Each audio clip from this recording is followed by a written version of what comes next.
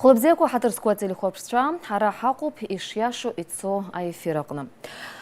Апсуатели хопшра яцнацует, апснижлар рейзера депутатрых и кандидатша рыкугалара Шербара.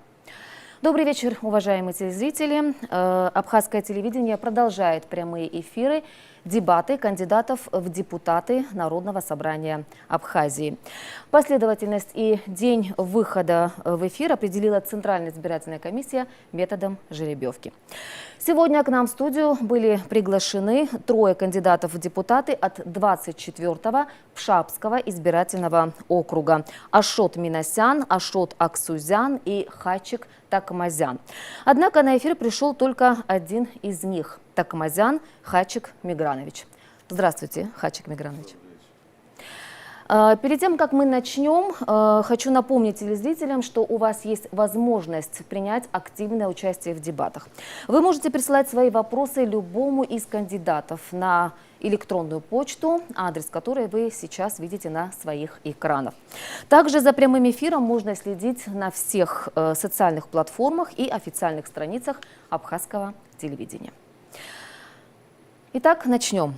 Сейчас у нас приветственная часть. Телезрителям, вашим избирателям будет предоставлена возможность ознакомиться с вашей биографией. После этого вам дается приветственное слово. 2 минуты. Понял. Спасибо. Спасибо. Такмазян Хачик Мигранович родился 8 марта 1959 года в селе Мтисубани Сухумского района Абхазской АССР. Окончил Сухумскую 9-ю среднюю школу, проходил срочную военную службу в рядах советской армии в городе Евпатория. В 1980 году поступил на службу в органы внутренних дел в УВД города Свердловск. В 1985 году окончил Хабаровскую высшую школу МВД СССР. Затем проходил службу в УВД Свердловска. Впоследствии откомандирован в МВД Абхазии, где работал до 1992 года. С 2002 по 2013 годы работал в Лискинском РОВД Воронежской области. Пенсионер, офицер запаса. Женат, отец 2 детей. Мы слушаем вас.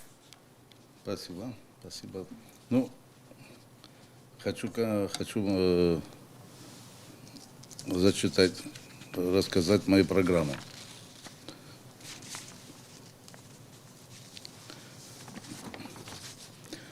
Добрый вечер, уважаемые телезрители, избиратели. В рамках сегодняшней встречи за отведенный период времени хочу довести до вас некоторые видержки из моей предвыборной программы, над чем буду работать в случае моего избрания в Народное собрание парламента Республики Абхазия. Мои заботы – это заботы вас, моих избирателей. Что волнует вас, также волнует и меня. Мои усилия направлены на решение имеющихся проблем, связанных с бытом сельчан, их социально-экономические положения, трудоустройство, вопросы внешней и внутренней политики государства и так далее. Пора с словесных баталий переходить к реальным делам. Время не ждет, надо заложить надежный фундамент будущего поколению для полноценного развития общества. Считаю важным направить свои силы, знания и жизненный опыт в следующем направлении. Содействие решению реформирования законодательства путем внесения дополнительной основы в закон Конституции Республики Абхазия, относительно распределения полномочий между ветвями власти, исполнительной и законодательной. Далее. Содействие в обеспечении мира, стабильности гражданского благосостояния, содействие в выдаче паспортов гражданина Российской Федерации, гражданам Республики Абхазия по каким причинам не успевшие получить до признания Российской Федерации, то есть до августа 2002 года, согласно договору о союзничестве и стратегическом партнерстве от октября 2014 года, по которому российская сторона обязывалась возобновить процесс упрощенной процедуры выдачи паспорта. Думаю, что значимость данного вопроса всем понятна. Связана со многими вопросами и в том числе обеспечение пенсионным пособием населения, въездом за границу творческих коллективов, спортсменов и так далее. Я очень извиняюсь, но ваше время подошло к концу приветственного слова. Я думаю, если вы хотите что-то добавить, у вас будет возможность это сделать далее в нашем эфире. Итак, сейчас мы переходим к основной части программы. Вы достаете из специально подготовленного ящика 3 вопроса, которые утверждены Центральной избирательной комиссией. Затем отвечаете на Отвечаем них. на этот вопрос. Да. Можно, Да, достаньте, пожалуйста, 3 вопроса. Вспоминаю, как экзамен сдавали, да? Ну да, это тоже своего рода экзамен. 1.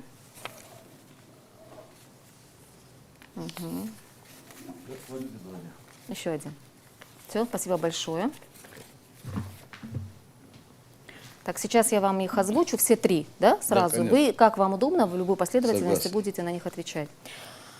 Итак, первый вопрос. Как вы относитесь к вопросу декларирования доходов чиновников и какие методы можете предложить борьбы с коррупцией? Следующий вопрос. Какие избирательные цензы возможны для формирования профессионального парламента? И третий вопрос. Вы поддерживаете необходимость проведения конституционной реформы? Какие предложения есть у вас по этому поводу?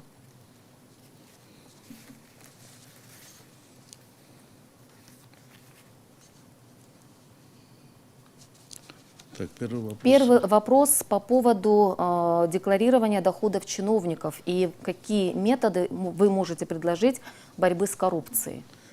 Ну, этот вопрос, мне кажется, как раз вам Да, близок. Вы ближе, да. сотрудник правоохранительных органов. Совершенно правильно.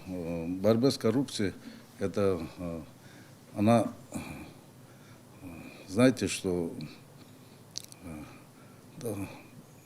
коррупции, надо бороться с коррупцией. Для этого созданы у нас в государстве, есть в аппарате МВД, в прокуратуре созданы комиссии, которые должны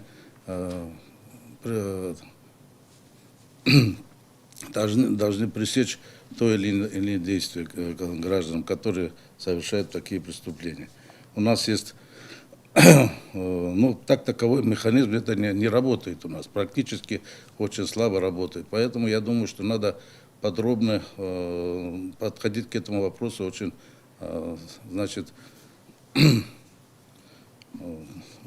значит, актуально подходить к этим вопросам, чтобы или создать новые какие-то, отделы в составе МВД,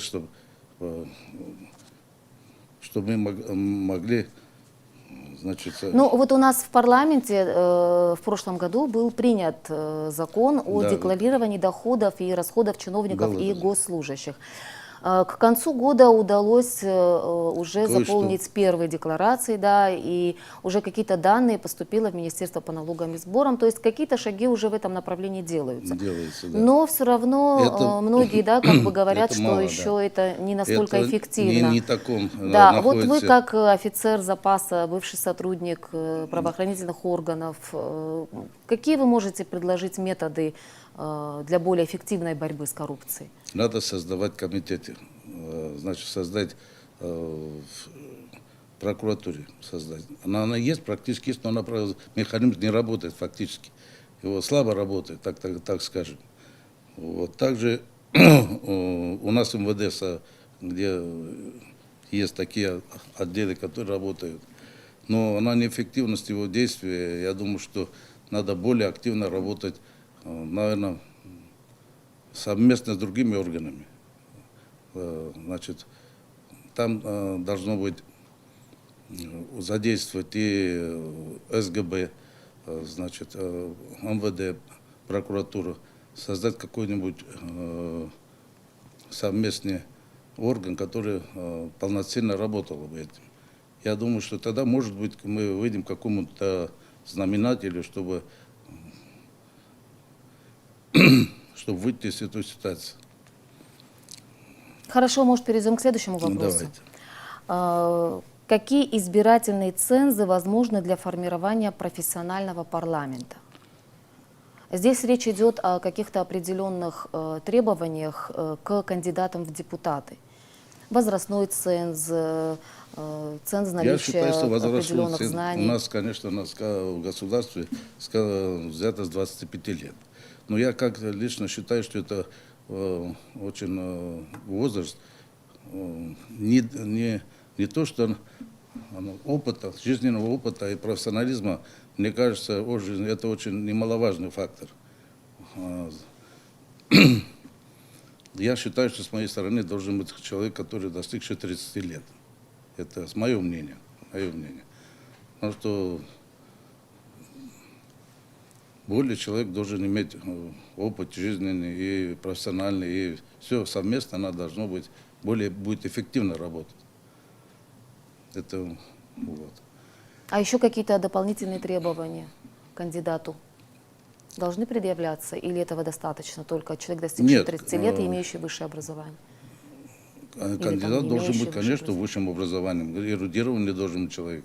Иногда у нас смотришь, как у нас в парламенте творится, то, что неприемлемо никакому государству. Иногда смотришь, хочешь сказать, что ссора из избы не надо выносить, а иногда у нас такое получается, что весь мир озвучиваем. Зачем это выходить делать? Это иногда получается, что не все депутаты, получается, не подготовлены к этому. Поэтому я думаю, что почему каждый из нас хочет внести какую-то лепту в наше государство. Понятно ваше мнение. Давайте мы перейдем к третьему вопросу. Давай. Вы поддерживаете необходимость проведения конституционной реформы, вот о чем очень много говорят в последнее время в нашем обществе, о разграничении полномочий между ветвями власти. Ваше мнение об этом? Конституционная реформа в любом случае нужна, это необходимость, необходимо. Но есть законодательная... Так,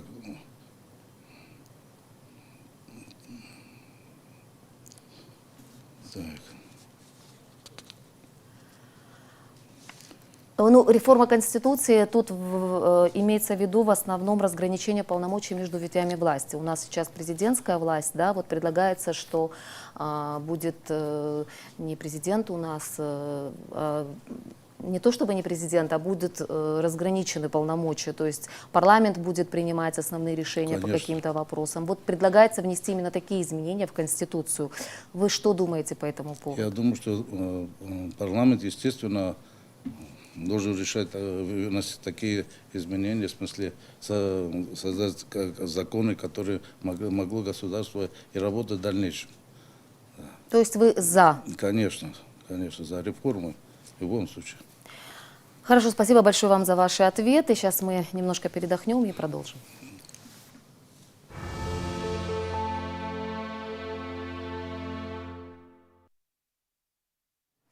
Итак, мы переходим к следующей части прямого эфира. Сейчас у нас запланированы вопросы кандидатов друг к другу, но так как у нас в суде сегодня только один кандидат, у нас есть вопросы телезрителей, которые мы вам зададим.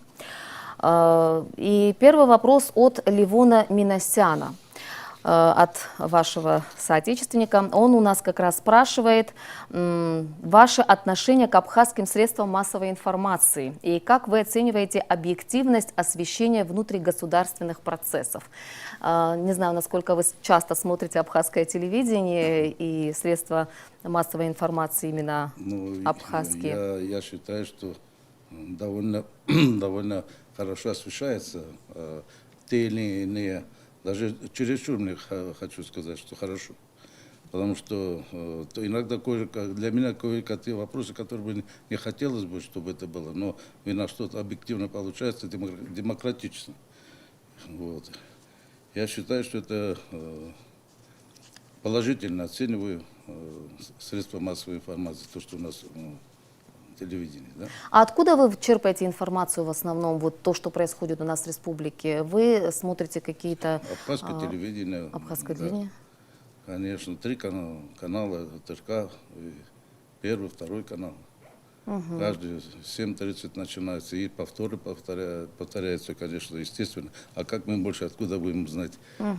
Что Значит, вы оцениваете нашу работу хорошо? Отлично, отлично. Это очень приятно. Совершенно правильно. И еще один вопрос у нас я думаю, что, скорее всего, ваши односельчане, может, спрашивают, хотя этот вопрос очень часто поступает. Главные проблемы села, на ваш взгляд, сегодня? Проблема села, это, естественно, одно, это практически, это болезненные вопросы села, это в основном дороги, свет и вода. Это основной болезненный вопрос. Это села это, ну и плюс тому, что хочется сказать, надо создавать рабочие места в селе. Значит, создавать какие-то, значит, я имел в виду встречи и всегда говорил, что надо создать совместно какой-то ИП создавать людям, которые могли рабочие места дать людям. Вот. Также Шамьяновка имела встречу. Сейчас хочу А чего ждут от вас ваши избиратели? Вот в основном о чем они говорят, когда вы встречаетесь? Они, естественно, самый первый вопрос, это, еще повторяю, все вода, свет и дороги, которые в Шапской округе, у нас в Шапе вообще дорога никудышная.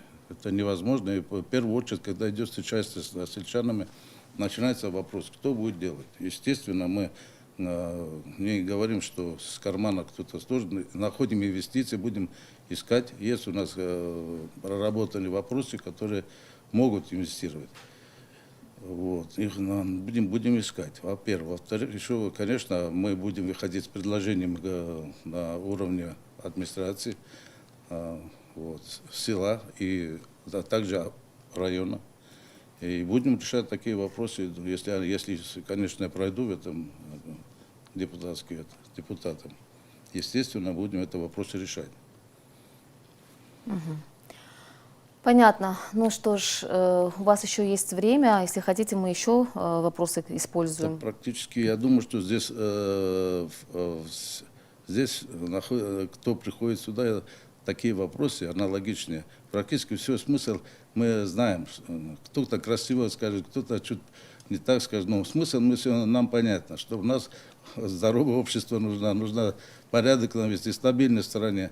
Вот к этому должны стремиться все. Поэтому, может быть, каждый на своем месте, если станет правильно действовать, то у нас все получится, хорошее общество. Еще не все не поздно. Конечно, есть трудности. Поэтому выбираем тех людей, которые за своим месте могли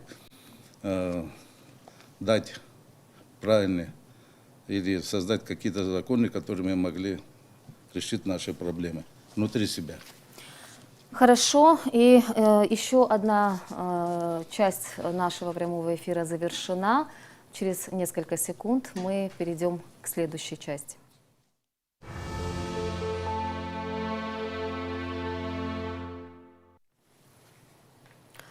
Сейчас у нас вопросы от ведущего. На ответ на поставленный мной вопрос вам дается 2 минуты. Вот. И я, когда ознакомилась с вашей биографией, поняла, что вы почти всю свою жизнь служили в органах внутренних дел. Да, и мне кажется, что вот этот вопрос будет вам близок. Есть ли у вас какие-то предложения по реформированию правоохранительной системы, чтобы облегчила работу сотрудников внутренних дел? И в частности, меня волнует вопрос ДТП. Вот на ваш взгляд, как можно минимизировать количество ДТП на наших дорогах? Что нужно сделать? Фактически это очень больный вопрос. У нас менталитет людей, конечно, чуть-чуть по-другому мыслим. Но вопрос решаемый. То, что сейчас начинается хорошее, значит, видно как начала работать автоинспекция, есть какие-то сдвиги. Ну, можно решить этот вопрос. И совместно, значит, не только это надо правоохранительные органы, надо все вместе взяться за это. Потому что погибают на трассах, и молодежь погибает, потому что иногда мы стараемся глаза закрывать. А не надо закрывать глаза, надо правильно все решить. Пьяных, естественно, мы останавливают. Иногда получается, что брат, сват, это вопросы, конечно, если уйдут, у нас идеально будет. Фактически у нас народ законопослушный. Но к этому надо, знаете, чтобы закон исполнялся. Есть она у нас прекрасная, есть закон, и надо их... Но каждым, когда приходит новая власть, вот сейчас новый министр у нас, мы ждем очень много от него. Вот, видно, профессионал пришел. Мы знаем его биографию, я читал. Я думаю, что мы в дальнейшем поженем плоды хорошие. Спасибо вам за ваш ответ. И мы переходим к заключительной части наших дебатов. У вас есть минута на обращение к избирателям. Слушаем вас внимательно. Дорогие избиратели, я очень прошу, выберите достойного. Мы практически все хотим тоже делать то, что было благо вам. Поэтому делайте правильный выбор. Спасибо большое. Спасибо вам, спасибо, что вы, несмотря на то, что ваши оппоненты сегодня не смогли прийти к нам в студию, все же пришли и рассказали нам о своих идеях. Уважаемые телезрители, на этом прямой эфир на абхазском телевидении завершен. Завтра теледебаты на нашем канале откроют кандидаты в депутаты от 12-го избирательного округа. Абриала абсотелю хопшичи ицо ишьяшо аэфир харукшуп абзирас.